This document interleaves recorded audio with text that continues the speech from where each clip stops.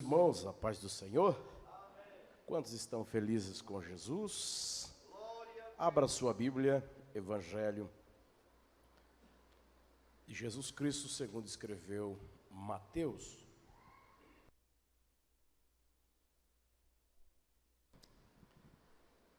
Capítulo de número 6. Capítulo de número 6.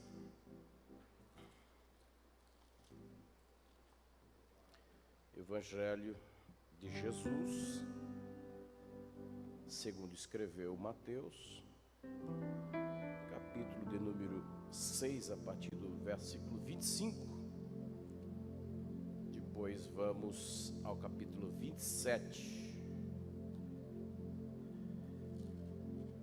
quebrando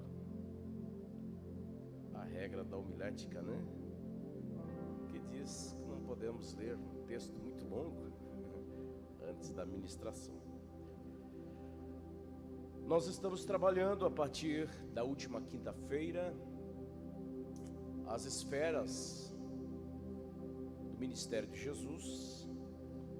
Jesus pregava, Jesus ensinava, Jesus curava, Jesus fazia milagres e Jesus, ele libertava. E esta é a incumbência dos discípulos de Jesus, da igreja do Senhor Jesus, amém? E hoje nós vamos tratar das nossas emoções.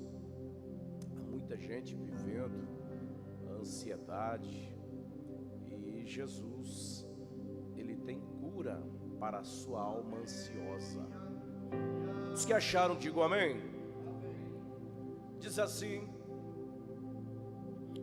por isso vos digo que não andeis ansiosos pela vossa vida, quanto ao que haveis de comer ou beber, vai internalizando isso, nem pelo vosso corpo, quanto ao que haveis de vestir. Não é a vida mais do que o alimento e o corpo mais do que as vestes? Observai as aves do céu, não semeiam, não colhem, nem ajuntam em celeiros, contudo o vosso Pai Celeste as sustenta. Porventura, não valeis vós muito mais do que as aves? Qual de vós, por ansioso que esteja, pode acrescentar um côvado ao curso da sua vida? E por que andais ansiosos quanto ao vestuário? Considerai como crescem os lírios do campo, eles não trabalham nem fiam. Eu contudo vos afirmo que nem Salomão em toda a sua glória se vestiu como qualquer um deles. Ora, se Deus veste assim a erva do campo, que hoje existe e amanhã é lançada no forno, quanto mais a vós outros, homens de pequena fé? Portanto, não vos inquieteis, dizendo: que comeremos, que beberemos, ou com que nos vestiremos? Porque os gentios é que procuram todas estas coisas, pois vosso Pai Celeste sabe que necessitais de todas elas. Buscai, pois, em primeiro lugar o seu reino e a sua justiça, e todas essas coisas vos serão acrescentadas. Aqui está a grande chave, mas não é sobre isso em específico que falaremos. 34. Portanto, não vos inquieteis com o dia de amanhã. Dia de amanhã pode ser aqui 2024. Está preocupado, né? Preocupada. Portanto, não vos inquieteis com o dia de amanhã, pois o amanhã trará o seu cuidado. Basta ao dia o seu próprio mal. Vamos ao capítulo 27. Só o texto, né, já é uma ministração.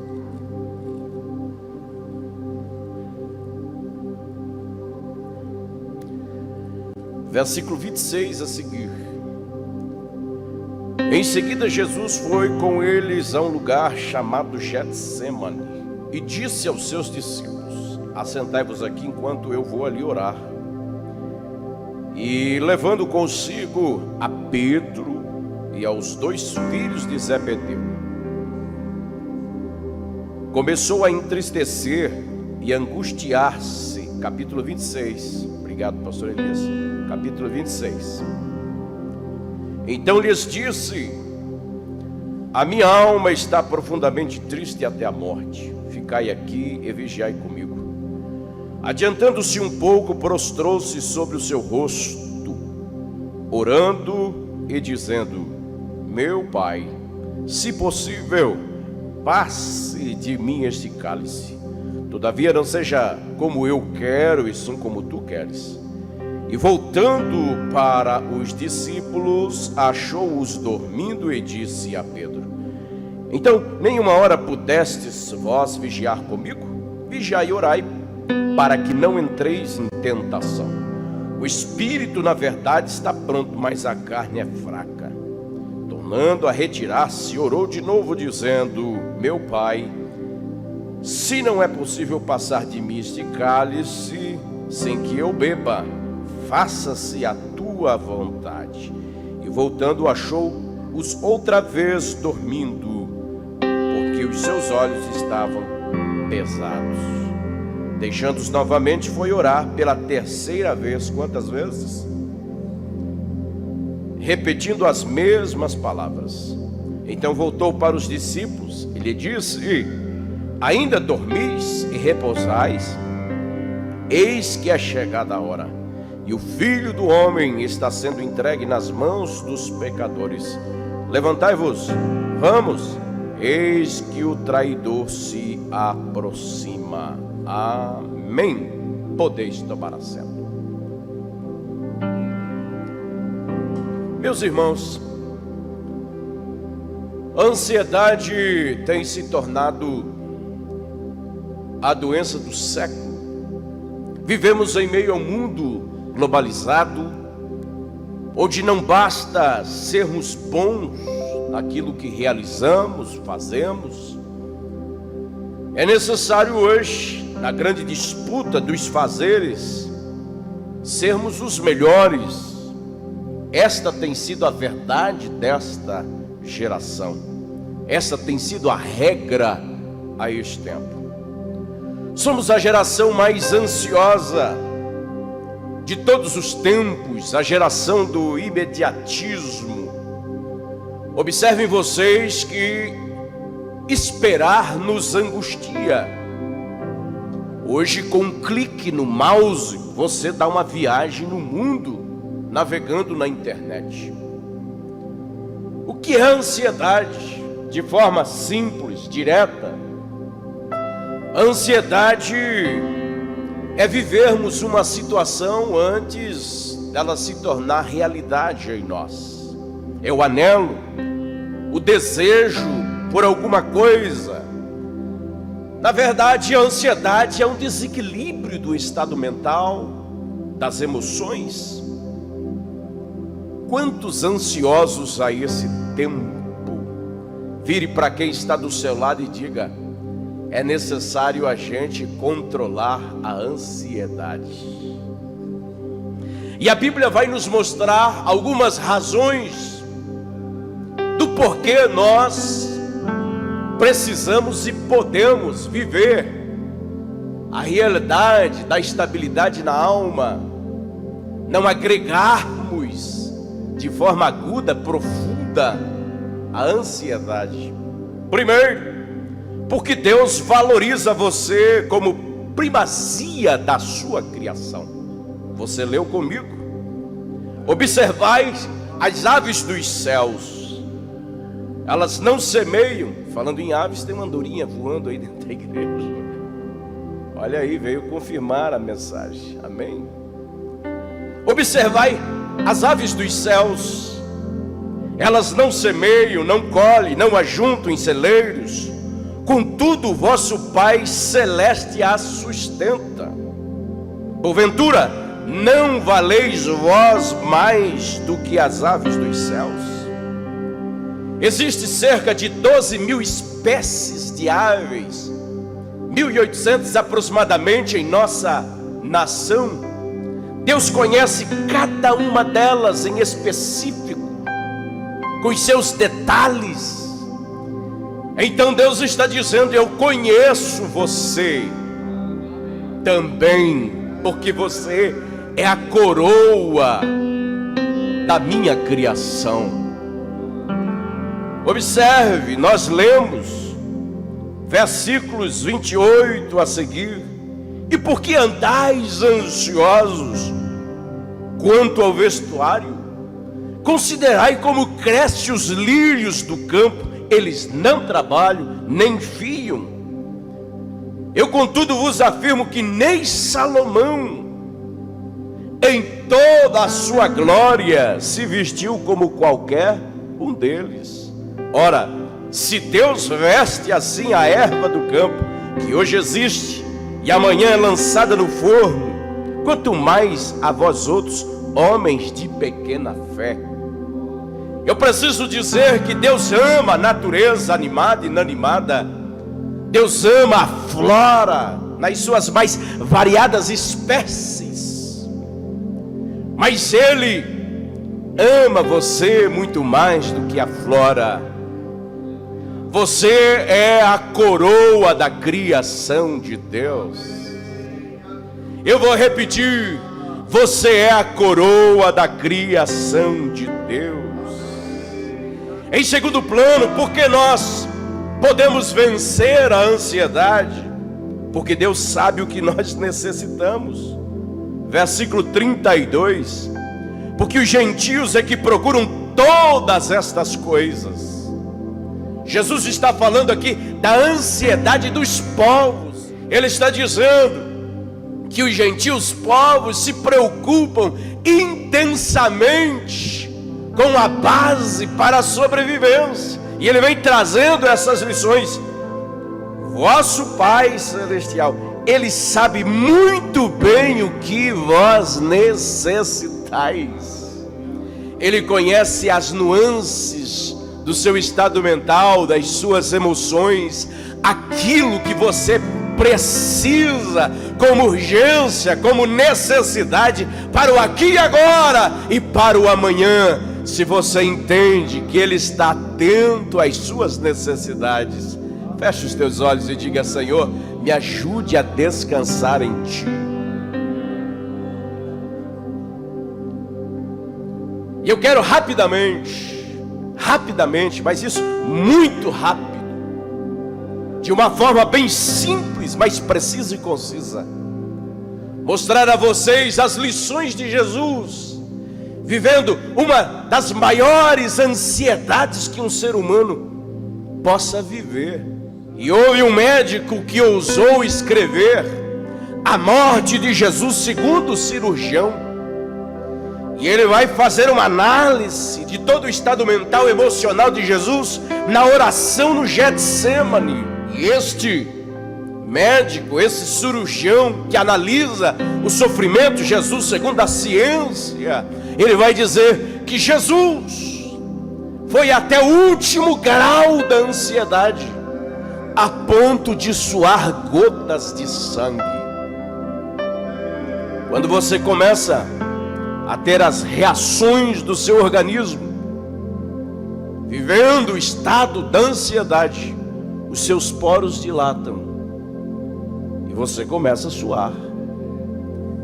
Mas se a ansiedade for tão profunda, tão intensa, os seus vasos sanguíneos se dilatam, e ao invés de sair suor, começa a sair sangue. Quem de nós já passou por um estado de ansiedade como Jesus?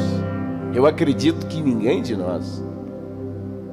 Já perdemos o sono, já tivemos o coração acelerado, já tivemos falta de ar, já tivemos tiques nervosos, já tivemos dificuldade de concentração e de foco. Mas nenhum de nós, acredito, nesta noite pode se levantar aqui e dizer: eu tive um estado de ansiedade em absoluto como Jesus. Então ninguém mais do que Jesus tem autoridade de nos ensinar como vencermos a ansiedade. E vamos lá rapidamente. Primeira lição que Jesus nos ensina: oração. Simples assim.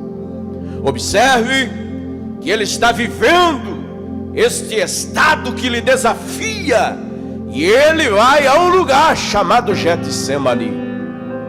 Deixa ali os seus discípulos, e olha, ele vai compartilhar com os seus amigos o seu estado de dificuldade, o sofrimento antes do Calvário. E ele diz: a minha alma está profundamente triste até a morte. Ficai aqui e vigiai. E a Bíblia diz que ao tiro de uma pedra, ele dobra os seus joelhos, ele começa a orar ao Pai. Olha, irmãos, a oração é uma arma milenar que não falha. Quando você lê a carta do apóstolo Paulo aos Filipenses, capítulo 4, você vai observar que Paulo vai dizer que a saúde emocional, a saúde mental, ela depende exclusivamente da sua prática de oração. Em tudo sejais conhecidas diante de Deus as vossas necessidades, através da súplica, e a paz de Deus, observe isso, que excede todo entendimento, guardará os vossos corações. Eu sei que vocês são informados e sabem tanto quanto eu o que a neurociência tem trazido nesses últimos dias sobre a realidade da oração como ferramenta, como remédio para o estado mental, como remédio para o coração ansioso. Eles descobriram que só o fato de você se posicionar para orar, o seu lobo frontal, ele já começa a ser alternado. Jesus é extraordinário, Deus é extraordinário. Ele conhece tudo sobre você, ele tem o seu manual. É por isso que ele institui no livro santo a prática da oração. Se você não ora, se você tem o costume de tão somente orar aqui quando você vem ao templo, a partir de hoje estabeleça como meta de vida saúde para a sua alma, prostrar-se em oração. Eu tenho dito que 5 minutos de oração, 10 minutos de oração por dia faz toda a diferença. Vire para quem está do seu lado e diga: a partir de hoje vamos nos jogar na intensidade da oração. Fale para quem está do seu lado. O salmista disse: esperei com paciência no Senhor, e Ele ouviu o meu clamor, Ele se inclinou para mim. Esperei com paciência no Senhor.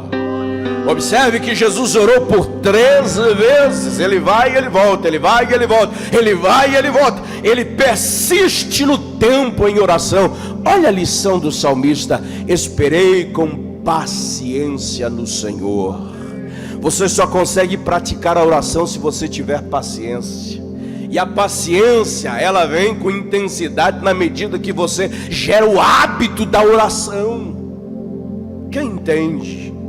Há situações, problemas que só vão se resolverem quando você espera no tempo, na prática da oração. Então, em primeiro plano, Jesus revela que para vencermos a ansiedade é necessário a gente orar. Quem entende, levante a sua mão. Segundo plano, rapidamente, porque eu quero terminar. Ele buscou apoio dos amigos. Olha, irmãos, isso é interessante. E nós vivemos uma geração em crises de amizades. Hoje as pessoas têm desconfiança da própria sombra, têm dificuldades de linkar-se e gerar-se nos seus corações o sentimento de uma amizade verdadeira. A Bíblia diz que é possível a amizade fraterna se parecer como que fosse irmãos.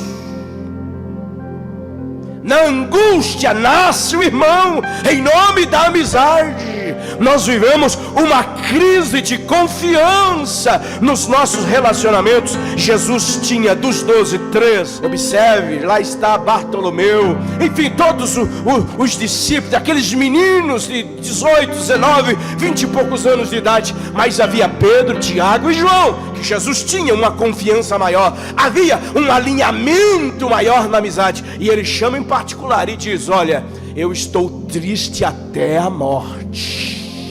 Jesus está mostrando aqui que não há super-homens, não há mulheres maravilhas. Tem gente que quer passar a aparência de alguém que vence tudo e a todos. Ninguém de nós é forte suficientemente que em algum momento da nossa vida a gente não precisa partilhar as nossas emoções. Há tanta gente que segura as suas emoções, os seus traumas, as suas dificuldades, os seus desalentos, os seus abatimentos, seguram tanto que daqui a pouco há uma pressão e isso estoura. Daqui um pouco vai parar lá na emergência. Você precisa de amigos, você precisa gerar amigos, você precisa ter alguém de confiança. Esta é a segunda lição que Jesus ensina para vencermos a ansiedade.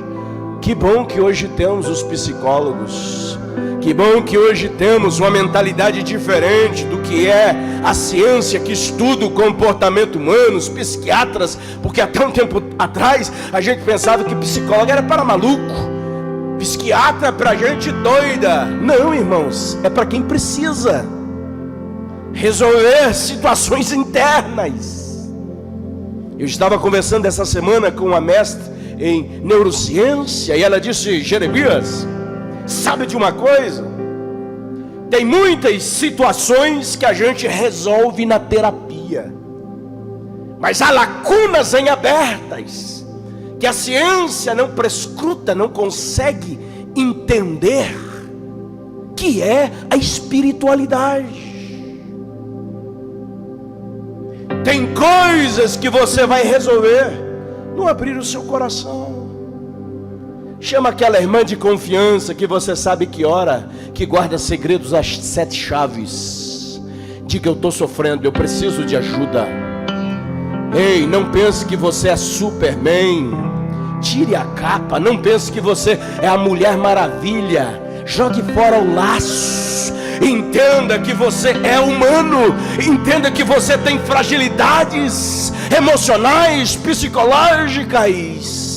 O salmista disse que ele entende a nossa estrutura e sabe que nós somos pó. Há momentos que nós precisamos confidenciar os nossos sentimentos. Imagine Jesus, ele é o mestre daquela garotada. Imagine se Jesus, ele não entende as fragilidades da sua natureza humana.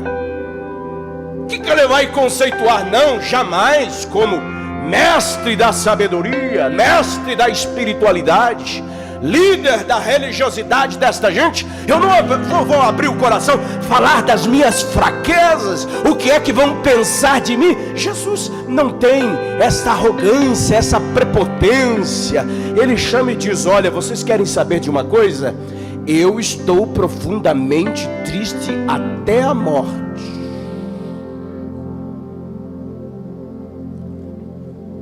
Pedro disse: lançai sobre ele todas as vossas ansiedades, porque ele tem cuidado de vós. Primeiro plano, oração. Segundo, abra o seu coração a alguém de confiança. Observação: estamos vivendo uma crise de confiança nas amizades. Mas você tem um pastor, você tem uma pastora. E eu aprendi muito novo que pastor tem que ter segredo às 7 chaves. Se você precisa de ajuda, eu estou aqui para te ajudar. Se você precisa de ajuda, ali está a pastora Sônia para te ajudar. Não sofra sozinho. Abra o seu coração. Busque ajuda. Não deixe explodir o seu coração. Não deixe daqui um pouco você ter um aneurisma cerebral, porque de tantas preocupações e não consegue compartilhar com ninguém. Jesus está dizendo que você é humano, é humana, você precisa abrir o seu coração, contar o que você sente. Terceiro plano, Jesus deixou tudo na vontade de Deus. Olha, eu não quero tomar esse cálice, é muito difícil, mas que não seja feita a minha vontade, que seja feita a sua vontade. Sabe qual é o nosso problema, irmãos? Que às vezes nós queremos fazer conforme nós queremos que seja feito. Às vezes nós não entendemos que existe um Deus nos céus, que está sentado num trono, que rege todas as coisas com cetro de equidade, que tem o comando de todas as coisas, e que sabe de todas as coisas, e que nada passa desapercebido do seu golpe de vista. Nós esquecemos que Deus é quem deve controlar todas as coisas, e nós queremos, segundo o que o nosso coração está dizendo. Você deve aprender a trabalhar com Deus.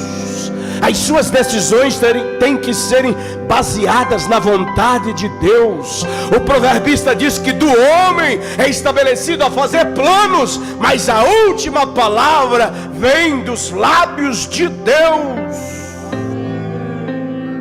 Quem entende? Você tem um Senhor. E se você tem um Senhor, você é servo, você é serva.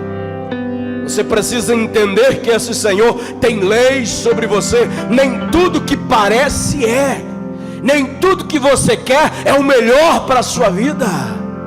Às vezes nós não entendemos as coisas como deve ser entendida, e nós entramos num estado de ansiedade. Desejamos algo que Deus está dizendo: eu não quero isso para você, porque eu sei que se eu der isso para você, vai gerar uma maldição. Então, entenda, não é para você. Mas a gente insiste e acaba ficando triste, frustrada. Acabamos às vezes com os sentimentos abalados, tatuados por experiências que nós mesmos agregamos, e a nossa alma fica sangrando. E às vezes nós vemos a igreja e choramos, lamentamos. E Deus está dizendo: eu quero que você entenda que a sua visão não é a minha visão. Seus pensamentos não são os meus pensamentos. Os seus propósitos não são os meus propósitos. Olha, Senhor, eu não quero beber desse cálice, mas que não seja feito a minha vontade, que seja feita a sua vontade. Eu tenho exercitado meu coração a acreditar que Deus tem o melhor para mim. Eu tenho exercitado meu coração entendendo que Deus tem o melhor para a minha família. Eu tenho exercitado meu coração entendendo que Deus tem o melhor para a sua igreja. A partir de hoje, exercite o seu coração a entender que é Ele que tem o melhor para você. Vamos encerrar. Quarto lugar, Ele deu prioridade ao reino de seu Pai. Buscai primeiro o reino de Deus e a sua justiça, e as demais coisas vos serão acrescentadas. Que seja feito a sua vontade. Isso é priorizar o reino de Deus. Sabe, irmãos, há muitos crentes que priorizam a casa própria, priorizam o carro dos sonhos, priorizam a faculdade. Enfim, é uma lista de prioridades. É a busca incansável de realizações, e esquecem do reino de Deus. Eu não estou falando de dinheiro aqui, eu estou falando de você entender o reino de Deus na sua totalidade. Vir à igreja é buscar o reino de Deus, entender as verdades da Bíblia Sagrada, daquilo que é vontade de Deus, é buscar o reino de Deus. Olha o que Jesus disse na oração: venha a nós o vosso reino, seja feita a sua vontade aqui na terra como no céu.